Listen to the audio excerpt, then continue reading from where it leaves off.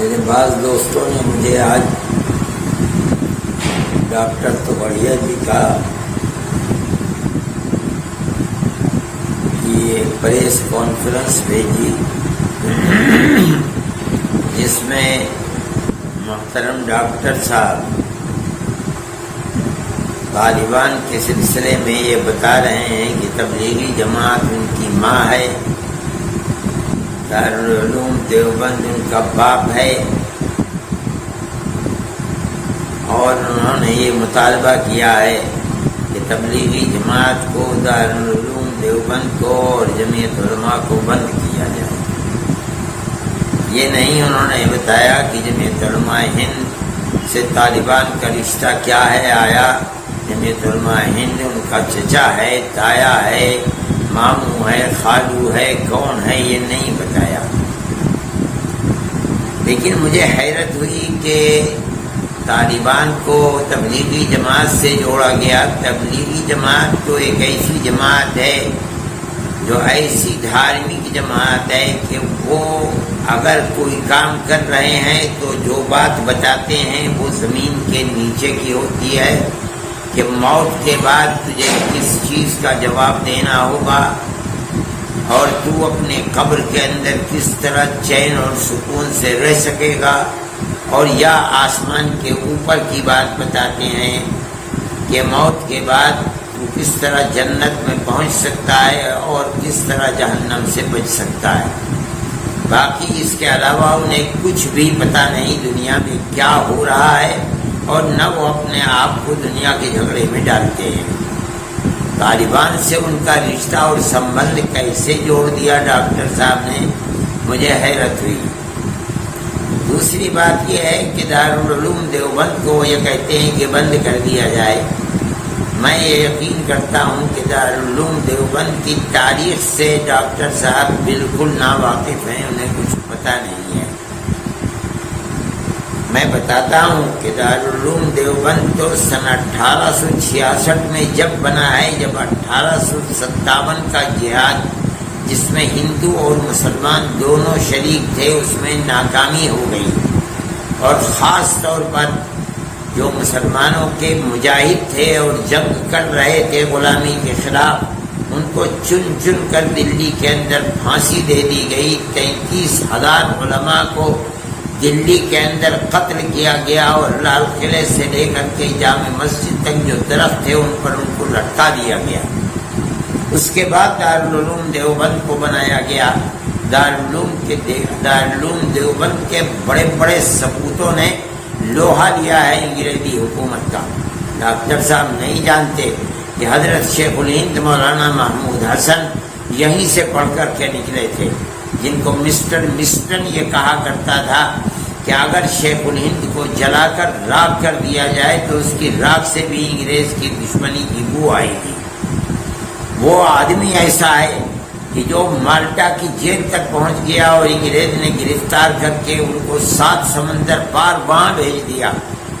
مالٹا کی جیل کے اندر شیخ الہند گئے اور 4 سال رہے۔ وہ دارالعلوم دیوبند سے پیدا ہوئے تھے۔ مالٹا کی جیل میں مولانا عزیر گل گئے، وہ دارالعلوم دیوبند سے پیدا ہوئے تھے۔ حکیم نصرت حسین غازی پور کے تھے، وہ گئے، وہ دارالعلوم دیوبند کے طالب علم تھے، اور ایسے طالب علم تھے کہ وہ وہیں مر گئے اور وہیں ان کی قبر ہے مالٹا کے اندر۔ ان سے انگریز نے کہا جب بیماری لمبی ہوئی کہ ہم آپ کو معاف کر دیں گے، آپ جائیں اپنے وطن میں۔ انہوں نے کہا کہ مجھے مرنا منظور ہے، اپنے وطن کی زندگی منظور نہیں ہے کہ میں انگریز سے معافی مانگ کر کے یہاں سے جاؤں۔ چنانچہ مر گئے اور وہیں دفن ہو گئے۔ مولانا مدنی دارالعلوم دیوبند کے فارغ ہیں، مالٹا کی جیل میں رہے۔ مولانا وحید احمد دیوبند کے فاضل ہیں، مالٹا کی جیل کے اندر رہے۔ یہ دارالعلوم دیوبند کا کردار ہے۔ دارالعلوم دیوبند نے جن لوگوں کو پیدا کیا ہے انہوں نے ملک کی آزادی کے لیے اپنے آپ کو قربان کر دیا ہے۔ میں ڈاکٹر صاحب سے پوچھتا ہوں کہ آپ دارالعلوم دیوبند کو بند کرانا چاہتے ہو، یہ تو بتاؤ کہ آپ نے اس ملک کی آزادی کے لیے اور انگریز کی غلامی کی زنجیروں کو توڑنے کے لیے کیا کردار ادا کیا ہے، اور آپ کے پوروجوں نے کیا کردار ادا کیا ہے۔ زبان کی لپالپی تو بہت ہے. میں یہ سمجھتا ہوں کہ آپ کو یہ سمجھنا تو چاہیے، تاریخ کے اوراق کو، ورقوں کو پلٹنا تو چاہیے. آپ یہ تو دیکھیں کہ جن لوگوں نے ملک کی آزادی کے لیے اپنے آپ کو قربان کر دیا، 9-10 سال جیلوں کے اندر رہے. مولانا مدنی سہارنپور کی جیل میں رہے، مالٹا کی جیل میں رہے، مراد آباد کی جیل میں رہے، بریلی کی جیل میں رہے، نینی جیل الہ آباد میں رہے، سابرمتی جیل میں رہے، مولانا حفظ الرحمان جیلوں میں رہے. یہ سب کون تھے؟ کہ وہی تھے جن کو دارالعلوم دیوبند نے پیدا کیا تھا. آپ کوئی مثال پیش کریں، آپ یہ بتائیں کہ آپ نے کیا ملک کی آزادی کے لیے قربانی دی ہے. آزاد ملک آپ کو مل گیا اور آپ کو آگے بڑھا دیا گیا. آپ آگے بڑھ کر کے یہ بات کر رہے ہیں، مگر یہ بات حقیقت کے خلاف ہے. جمعیت علماء ہند، آپ نے یہ نہیں بتایا کہ طالبان کا رشتہ جمعیت علماء ہند سے کیا ہے. مولانا مدنی جمعیت علماء کے صدر تھے، تقریباً 10 سال انگریز کی جیل کے اندر رہے اور جمعیت علماء کے صدر. آج بھی جمعیت علماء کا ایک کردار ہے اور وہ یہ ہے کہ جمعیت علماء مذہب کی بنیاد پر 2 قومی نظریے کو نہیں مانتی. غلط ہے. اس ملک کے سب بسنے والے ایک ہی قوم ہیں. جمعیت علماء اس بنیاد کے اوپر جو کام کرتی ہے اس کام کے اندر ہندو مسلم کی کوئی تفریق نہیں ہوتی. ہم آج بھی کام کر رہے ہیں. ہم نے کیرلا کے اندر کام کیا. ایک مکان 4 لاکھ روپئے کا بنا ہے. ہم نے ان مکانوں کے اندر کچھ نہیں دیکھا. ہندو ہے تو اس کو مکان بنا کر کے دیا، عیسائی ہے تو اس کو مکان بنا کر کے دیا، مسلمان ہے تو اس کو مکان بنا کر کے دیا. ڈاکٹر صاحب محترم، آپ ثابت کریں کہ آپ نے پیڑت ہندوؤں کے لیے کام کیا ہے تو کئی مسلمان پیڑت مسلمانوں کے لیے کام کیا ہے. آپ نہیں پیش کر سکتے. ہم آج بھی کام کر رہے ہیں. آپ کا یہ بیان بمبئی کے لیے، ہم بمبئی کے اندر کام کر رہے ہیں، کوکن کے علاقے کے اندر. آپ نہیں سمجھتے ہیں ہم نے کتنا کام مسلمانوں کے لیے کیا ہے اور کتنا کام ہندوؤں کے لیے کیا ہے. ہمارے یہاں کوئی تفریق نہیں. ہم نے 33 مکان ہیں جن مکانوں کو ہمیں مکمل بنا کر کے دیا. میں آپ سے کہتا ہوں کہ اس کے اندر سے 15 مکان غیر مسلموں کے ہیں جن کے اندر ہم بنا کر دے رہے ہیں. اس کے اندر 1-2 مکان مرمت کے بھی ہیں، باقی ہم پورے مکان بنا کر کے دے رہے ہیں. ایک مکان کے اوپر خرچ 3.5 سے لے کر کے 4 لاکھ روپئے تک ہے.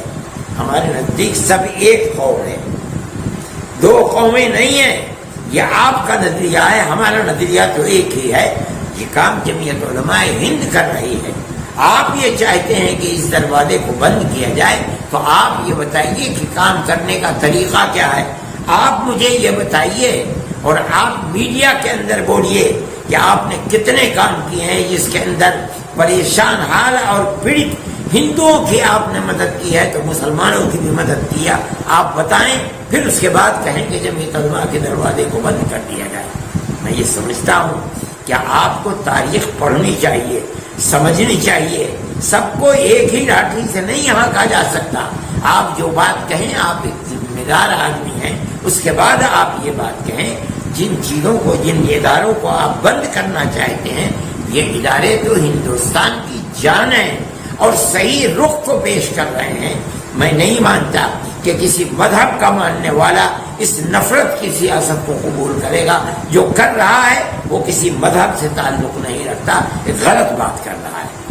میں یہ سمجھتا ہوں کہ آپ کو سمجھ بوجھ کر بات کرنی چاہیے، غلط بات اپنی زبان سے نہ نکالنی چاہیے. میرے دل میں آپ کی قدر ہے، آپ ایک محترم آدمی ہیں. مجھے تکلیف ہوئی کہ آپ جیسے آدمی، شہرت یافتہ آدمی ایسی بات کرے. میں اس بات کو غلط سمجھتا ہوں. میں نے آپ کا ایک دوسرا ویڈیو بھی سنا تھا. ایک صاحب نے مجھے سکھلایا جب موہن بھاگوت جی نے آسام کے اندر یہ کہا کہ ملک کے اندر کوئی تفریق نہیں ہے، ہندو اور مسلمان سب ایک دوسرے سے ملے ہوئے ہیں، ان کے رگوں کے اندر جو خون دوڑ رہا ہے وہ ایک ہی خون ہے، کوئی تفریق نہیں ہے. اس کے اوپر آپ موہن بھاگوت جی کے اوپر کتنا ناراض ہوئے.